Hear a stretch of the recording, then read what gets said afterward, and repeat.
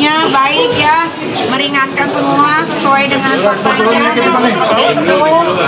Teman-teman wartawan juga tadi mendengarkan saksi dari Nafapa, Pak Bambang sendiri bilang bahwasannya karena saya pernah mempromosikan Nafapa dan saya taruh di YouTube saya, channel YouTube dan Instagram saya, dari harga rumah yang saya beli 41 miliar hingga didiskon jadi 33 miliar.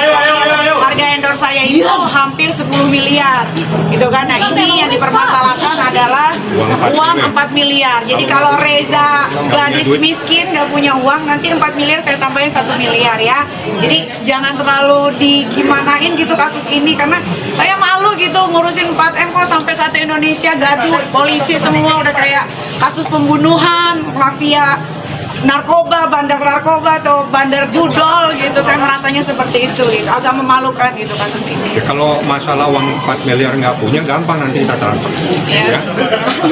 Bayangin, hanya ngomong sebentar aja dia dibayar 10 miliar. Yang lain itu masih banyak bandel sama saya, ada 2 miliar, 4 miliar. Itu endorse-nya Niki semua. Ya apa dia nggak tahu Niki siapa? Bikin malu saja nggak punya uang. Bank account yang akhirnya dibongkar tanpa. Oh iya, itu saya kecewa sekali sama BCA karena kebetulan saya juga adalah nasabah prioritas, boleh ditanya sendiri. Saya kecewa banget karena rekening koran saya diobrak-abrik, padahal di situ jelas ada uang pembayaran dari Comic Aid, endorse, dan saya kan juga off air nyanyi seperti yang teman-teman media tahu. Saya suka ada di luar kota untuk nyanyi hanya sekedar 45 menit, pembayaran saya 125 juta gitu kan. Jadi saya kecewa sekali dengan BCA kenapa seperti itu, tapi nanti itu urusannya belakangan. Kalau ini udah selesai saya akan somasi. Perihal yang 350 juta Itu kan sodako. Jadi 350 juta itu sesuai sama WhatsApp yang dikirim sama salah satu ular ini. Dia bilang dia ikhlas karena dia merasa bersalah bahwa dia sudah memberangkatkan Waria Isazega yang dia tahu Waria yang menghina anak saya kebetulan dan menghina anaknya Mbak Sandi juga gitu. Itu ada di WhatsApp kok, dia bilang dia ikhlas gitu. Dan saya tidak pernah meminta uang 350 juta tersebut. Ingat ya, saya tidak pernah meminta, ada di WhatsApp dan WhatsApp-nya pernah saya putarkan di meja persidangan di depan Bapak Hakim yang terhormat. Perkembangan KPK gimana Kak Niki? Tidak tahu kalau itu.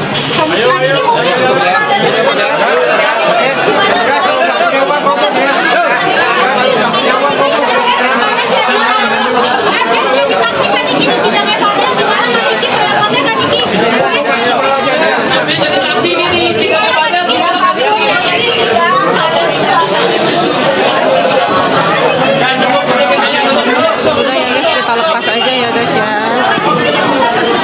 Kita lepas ya. Kita nggak mau ikut-ikutan ya.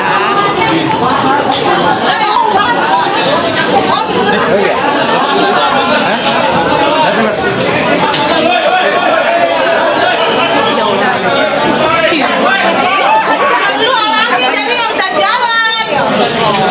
Polisinya kebanyakan. Iya. Polisi. Undangan tuh polisi.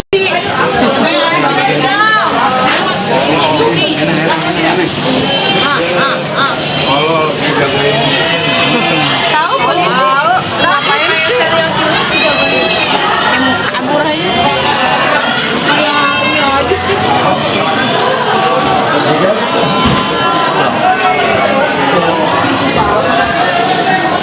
Kan kameramen gue di mana?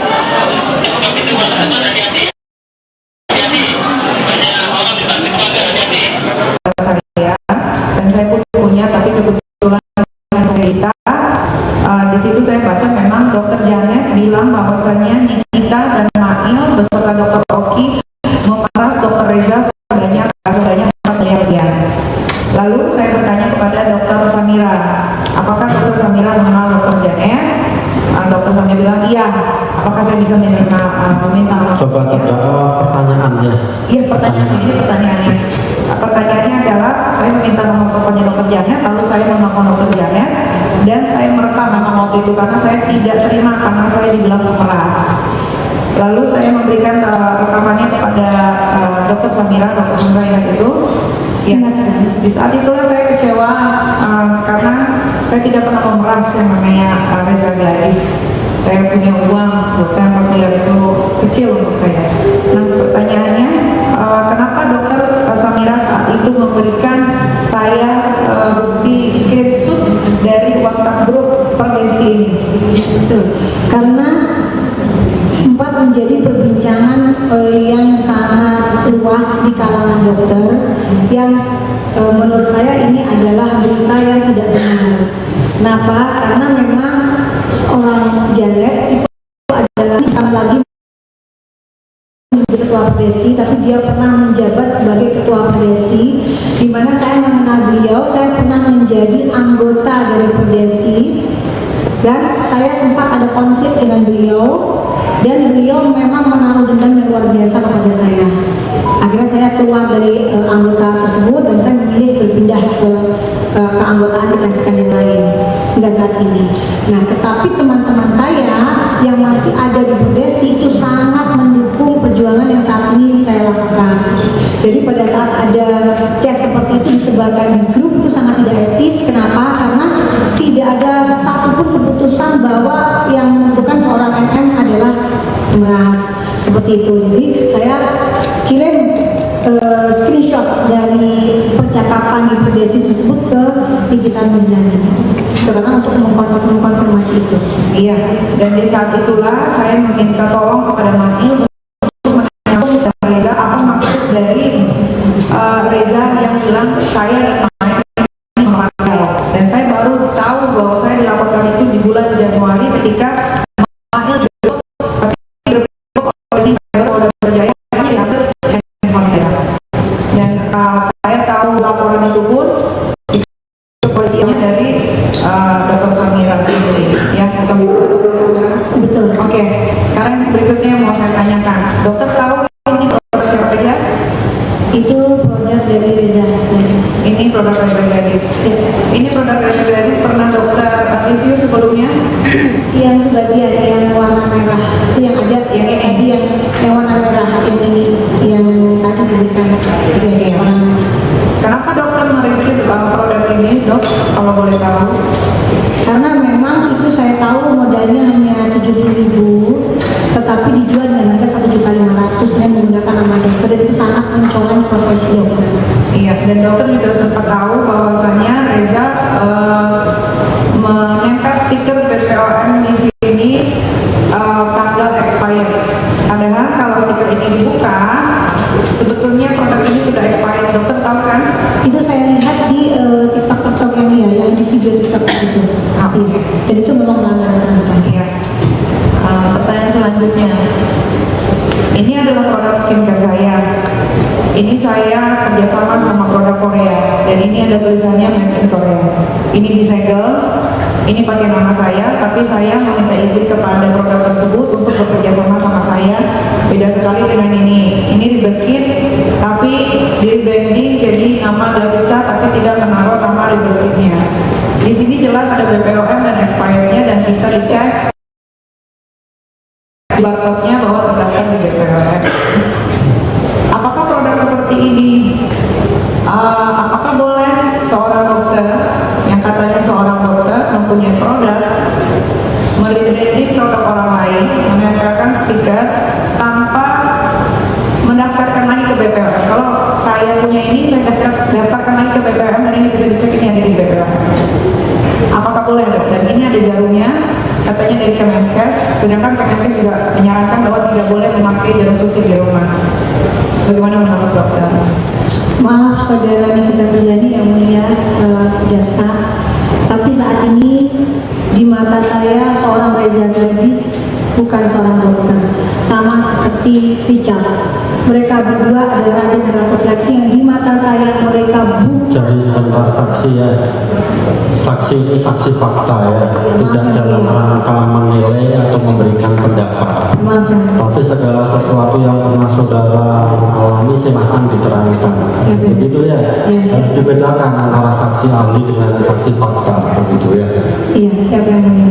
Jadi produk yang dipegang oleh saudara Nikita Mirzani itu adalah glowing booster cell. Itu adalah produk dari Ripe Skin yang memang produksinya ada di Korea. Jadi Ripe Skin itu pada saat masuk ke Indonesia itu memang memiliki izin edar seperti itu. Tetapi pada saat di-labeling oleh saudara Reza Gladys menjadi glowing booster cell itu adalah menyalahi aturan Badan POM karena tidak ada izin edar. Karena harusnya lab skin lah yang dijual oleh Reza Gadis. Dan di situ tidak boleh disertakan dengan jarum karena jarum itu berbeda dengan jarum yang digunakan sebagai jarum insulin. Insulin itu digunakan sekali pakai, tapi produk yang disertakan di glowing booster adalah produk yang digunakan berulang kali di rumah tanpa disterilisasi lebih lanjut sehingga beresiko untuk merusak wajah konsumennya seperti itu. Iya, dari kotak ini sudah dilihat jauh perbedaannya. Tidak ada ingredientsnya, tidak ada cara pemakaiannya. Tapi kalau di produk ini kita Reza Skincare, di sini ada komposisinya, ada cara penggunaannya, ada diimpor oleh produsennya juga ada, kadaluarsanya juga ada, barcode-nya juga ada, perhatiannya juga ada, semuanya. Tapi kalau di sini ini kosongan. Apakah boleh dokter kita menempel produk orang menjadi produk kita tanpa seizin BPOM atau mendaftarkan ulang kepada BPOM? Tidak boleh sama sekali. Tidak. Terima kasih dokter Samia. Iya, cukup yang mulia. Masih ada dari penasihat hukum, silakan. Makasih mulia. Saksi ya. Tadi saya mendengar terkait saksi mengatakan dokter tidak benar. Dokter yang dimaksud ini dokter siapa ya? Terus yang maksud saya itu apakah dokter yang dimaksud ini dokter Reza Gadis atau siapa, dan boleh nggak diceritakan seberapa jauh sih saksi ini mengenal dokter Reza ini, dan menurut saksi bagaimana dokter Reza menurut saksi sekarang? Yang maksud saya adalah seorang Reza Gadis. Saya tidak pernah mengenal Reza Gadis secara pribadi, tapi saya mengenal beliau melalui video TikTok yang selama 3 tahun ini selalu FYP di TikTok. Jadi setiap saya buka selalu muncul wajah Reza Gadis yang melakukan tindakan-tindakan flexing, unboxing, ya seperti itu. Yang itu sama sekali tidak disediakan oleh dokter. Maksudnya dokter atau bagaimana? Dokter produk atau dokter apa gitu maksudnya? Kalau ya jadinya sebenarnya bukan dokter, tapi sebenarnya dia sales obat gitu, karena keilmuan tentang skincare itu sangat rendah, sangat minimal sekali. Itu sangat diperlihatkan bagaimana dia menjual produk-produk kecantikannya sendiri. Oke, baik. Tadi saya menarik terkait masalah review. Saksi ini kan pernah melakukan review dan pernah diminta. Review itu apa bedanya itu dengan endorse? Boleh saksi jelaskan? Endorse. Ya. Jadi saya Saksi kita ingatkan ya, saudara ini bukan ahli. Meskipun saudara tahu itu, saudara sumpah bukan sebagai ahli. Jangan kita majelis mengingatkan terus ya. Saudara itu dokter ya, harus bisa membedakan saksi fakta dan ahli begitu ya. Sudah jelas? ya jelas yang Jelas perbedaannya? jelas. Bukan begitu ya, nggak usah perlu diingatkan terus. Terkait review, izin yang mulia, saya melanjutkan. Terkait review, kan tadi diminta untuk review. Pernah atau misalkan pernah kamu review daripada produk dari saksi Reza Gadis? Pernah review dan sering juga. Sering juga. Iya. Terkait yang di review ini, apakah ada perjanjian khusus baik secara lisan atau tulisan? Bisakah dijelaskan misalkan secara lisan, apakah hanya dengan perkataan atau WA atau bagaimana? Boleh saksi jelaskan? Mereview, jadi saya membeli produk Reza Gadis di e-commerce, saya masukkan ke lab. Dari hasil itu saya mereview berdasarkan jurnal yang saya pelajari selama ini. Apakah sesuai dengan klaim yang ada di kemasan tersebut atau klaim yang diberikan oleh Reza Gadis. Jadi yang saya bacakan itu adalah hasil lab. Bukan, begini maksud saya. Kan saksinya kan review. Tentunya review itu adalah katakanlah pembayaran, dibayarlah. Nah, setelah itu, apakah dalam hal pembayaran itu ada kesepakatan secara lisan atau bagaimana? Atau saksi bisa menjelaskan yang secara legalitas ada kontraknya bagaimana? Mau dijelaskan? Pada saat saya review saya tidak dibayar. Saya tidak dibayar. Jadi kecuali kalau saya ingin mempromosikan barang saya ke influencer atau selebgram, itu biasanya endorsement seperti itu. Karena saya juga seorang pengusaha juga. Pengusaha juga ya. Dan terkait apakah saksi ini pernah melakukan review ya, tadi saya menarik dengan produknya terdakwa ini, produk daripada terdakwa ini, pernah melakukan review dengan produknya terdakwa? Sering. Iya, cukup banyak, sekitar 3 atau 4 kali, lupa tepatnya. Dalam review produk tersebut, apakah ada kesepakatan pembayaran atau bagaimana dengan terdakwa? Tidak ada, karena saya tahu untuk Nikita Mirzani saya pernah mereview satu paket produk dengan nama Nikita Mirzani. Saya pernah melakukan review dengan hasilnya dan sesuai hasilnya saya katakan tidak overclaim dan tidak overprice karena sesuai dengan harganya sangat masuk akal. Tetapi hal tersebut adalah sesuatu yang saya lakukan tanpa sepengetahuan dari saudara Nikita Mirzani. Jadi Nikita Mirzani pun tahunya pada saat saya undang di acara ulang tahun saya dan beliau cukup kaget. Dan untuk pembayaran, kalau misalnya saya tidak pernah dibayar sedikit pun oleh Nikita Mirzani. Tadi saksi mengatakan red, maksudnya red itu apa ya? Red. Red card sebagai seorang influencer atau selebgram. Jadi kalau misalnya saya sebagai pengusaha, saya punya skincare, saya ingin mempromosikan skincare saya, maka saya meminta selebgram tersebut untuk mempromosikan skincare saya, maka saya akan menanyakan berapa sih red cardnya untuk mempromosikan skincare tersebut, seperti itu. Red card itu harga untuk dibayar kita. Mempromosikan, ya. Yang saksi ketahui terkait adanya tadi saya kembali kepada endorse ya. Yang dilakukan saksi itu, adakah yang secara resmi melakukan adanya kontrak itu secara tertulis? Untuk endorsement itu biasanya saya melakukan dengan cara dua. Jadi kalau misalnya teman-teman saja itu hanya lisan. Lisan, tolong dong bantuin dong ini produk. Tapi sesama teman dokter rata-rata selama ini mereka tidak pernah mau menerima bayaran. Mereka biasanya kita udah tahu kok produknya dokter, sudah sini kita bantu aja buat jual. Tapi kalau berada di bawah agensi, maka itu wajib ada kontrak. Seperti itu. Agensi seperti apa maksudnya? Bisa diceritakan? Jadi tolong penasihat hukum fokus ya, ini kaitannya apa? Ada kaitannya kan terkait adanya mohon izin yang mulia, kan di sini juga kan ada secara lisan itu kesepakatan fokusnya ke sana yang mulia. Iya, jadi kalau endorse, jadi begini, agensi itu punya menaungi beberapa influencer atau selebgram. Nah, jadi saya harus menghubungi agensi tersebut, ada perjanjian berapa rate-nya, karena biasanya agensi yang mendapat fee dari bayaran influencer. Itu agensi ya. Kalau katakan tadi dokter katakan secara teman itu seperti apa? Apakah dokter Reza itu teman daripada dokter Samira, termasuk teman daripada terdakwa? Itu apakah kesepakatan hanya secara dengan lisan aja, WA atau bagaimana gitu maksudnya? Dan itu ada pembayaran. Bagaimana? Coba tolong jelaskan.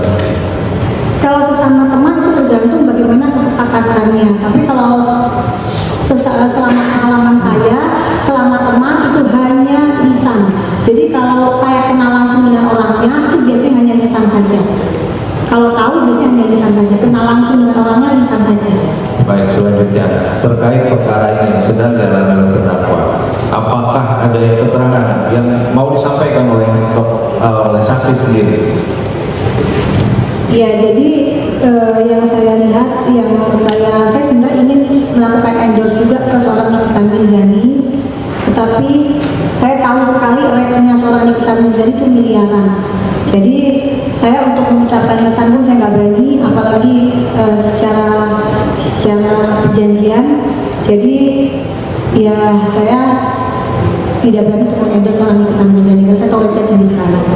Tapi tadi saksi sempat mengatakan pernah mereview atau endorse itu bagaimana tadi? Tidak, saya mereview benar-benar ingin mengecek kualitas produk skincare-nya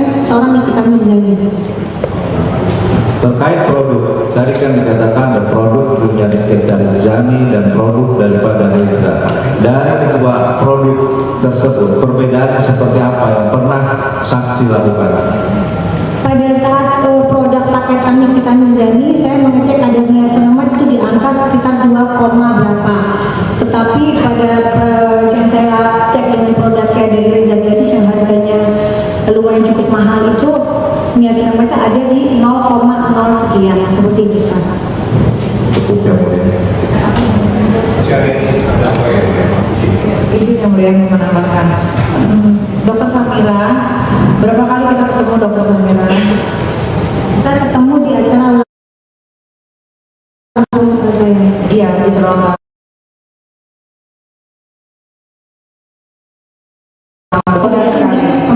Ya jadi 3 kali.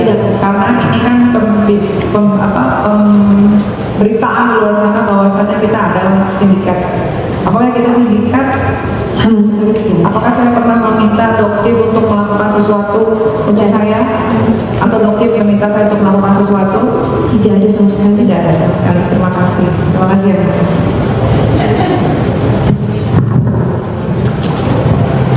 Saudara saksi ya, apakah saudara mengetahui ada pemberian sejumlah uang dari Reza Gadis pada terdakwa kepada saudara Ismail Marzuki? Tidak tahu, tapi setelah ini menjadi heboh baru tahu. Baru tahu setelah Hebohnya tidak lagi. kalau sebelumnya tidak tahu. Tidak tahu. Selain dari pemberian uang atau pemberian barang atau fasilitas tertentu, saudara juga tahu tidak? Tidak tahu. Apakah saudara mengetahui sudah ada satu perjanjian tertentu antara saudara Reza Gadis dengan terdakwa atau Ismail? Tidak tahu. Tidak tahu. Saksi ya, dalam perkara ini terdakwa ini didakwa dalam media sosialnya, dalam akun dia. Setelah saksi mereview produk dari korban, dia kemudian mereview kembali di dalam akunnya. Apakah saksi tahu di dalam akun terdakwa ketika mereview produk ada kata-kata bahwa Reza Gadis ini kurus, dempulan, beruntusan, kalian ditipu, ada? Saya lupa ingat. Lupa-lupanya, makanya saya sampaikan di dakwanya ada di situ disebut seperti itu. Apakah saksi mengikuti akun medsosnya terdakwa? Baru beberapa minggu yang lalu baru saya follow. Ketika dia mereview produk, ada tidak dia meletak saksi di tag di review ketika dia mereview produk? Menurut saya tidak. Tidak ya, tidak. Ada lagi yang mau disampaikan saksi? Sudah cukup? Kalau sudah cukup, terdakwa keterangan saksi ini benar semua, salah semua, atau ada yang benar, ada yang salah? Benar semua ini. Oke, terima kasih saksi, boleh meninggalkan ruang sidang. Silakan saksi selanjutnya untuk diajukan.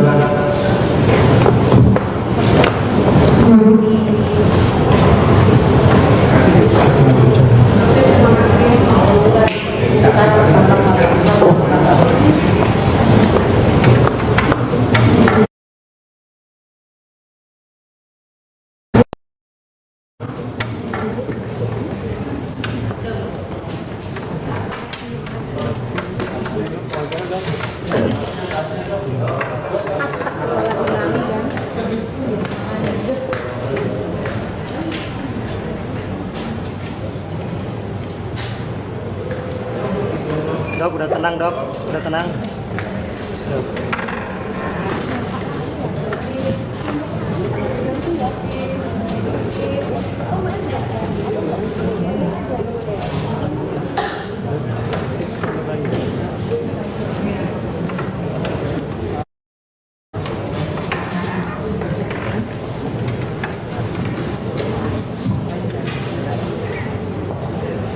Saksi kemarin udah hadir ya, sudah disumpah ya. Siapa yang mulia? Mohon diingatkan namanya siapa. Sudah disumpah. Jadi kita ingatkan pulang agar saudara memberikan keterangan yang benar ya. Kalau nggak tahu ya bilang nggak tahu. Kalau kurang jelas katanya minta diulang. Kalau sudah ditanya lagi cukup begitu. Ya, silakan untuk bertanya terlebih dahulu. Ya, terima kasih Bu ya. Saudara saksi Bambang